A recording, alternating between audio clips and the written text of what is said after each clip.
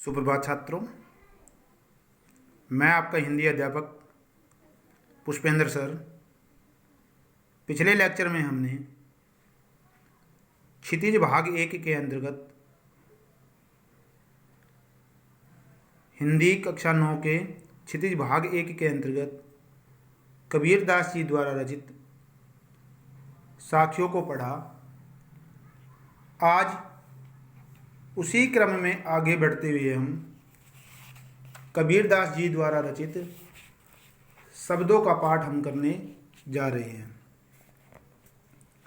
छात्रों,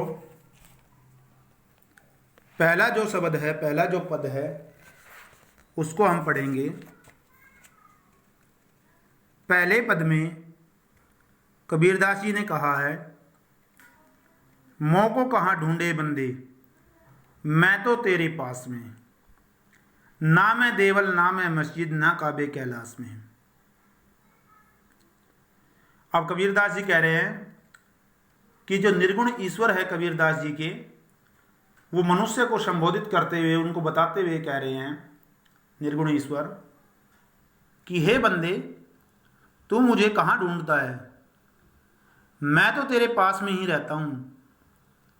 ना तो मैं मंदिर में रहता हूँ, ना मैं मस्जिद में रहता हूँ, ना मैं काबे में जो मुस्लिमों का जो तीर्थ है, और ना मैं कैलाश पर्वत पर रहता हूँ जहाँ शंकर भगवान रहते हैं।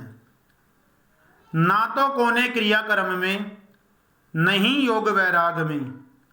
अब यहाँ कबीरदास जी ने कहा कि ना तो मैं किसी प्रकार के क्रियाक्रम में रहता हूँ, और ना मैं योग में रहता हूँ, नहीं मैं वैराग्य में रहता हूँ।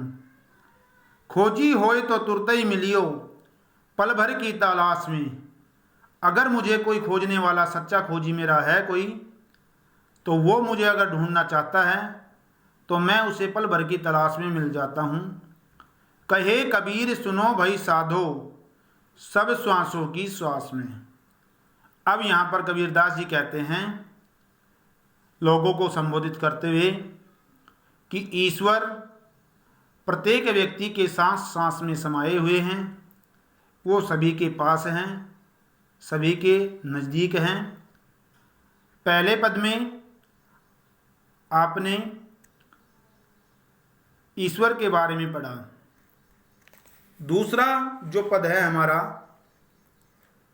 संतो भाई आई ज्ञान की आंधी रे। अब कबीरदास जी कह रहे हैं लोगों को संबोधित करते हुए, कि साधु लोगों, सज्जन लोगों, अब ज्ञान की आंधी है वो चलने लगी है। भ्रम की टाटी सबई उड़ानी, माया रहे न बांधी। अब जिनके जो भ्रम में फंसे हुए थे, उसकी जो टाटी है, छांद है, वो उड़ गई है। अब जिससे माया बांधी नहीं रही जा सकती। हित चित की द्वे थूनी गिरानी, मोह बलिंडा टूटा।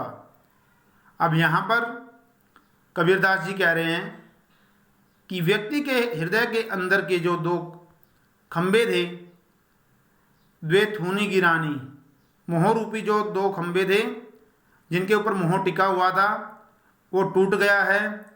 तृष्णा छानी, तृष्णा रूपी छान, परी घर ऊपरी, कुबधी का भांडा फूटा।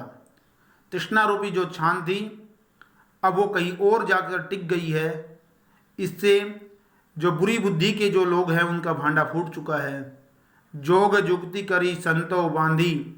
अब पुनः कबीरदास जी लोगों को संबोधित करते हुए कह रहे हैं कि योग की युक्ति के द्वारा साधु लोगों ने इस छांद को बांधा था, छांद को या छात को बांधा था योग की युक्ति के द्वारा, जिसके अंदर से कोई पानी नहीं जा सकता था।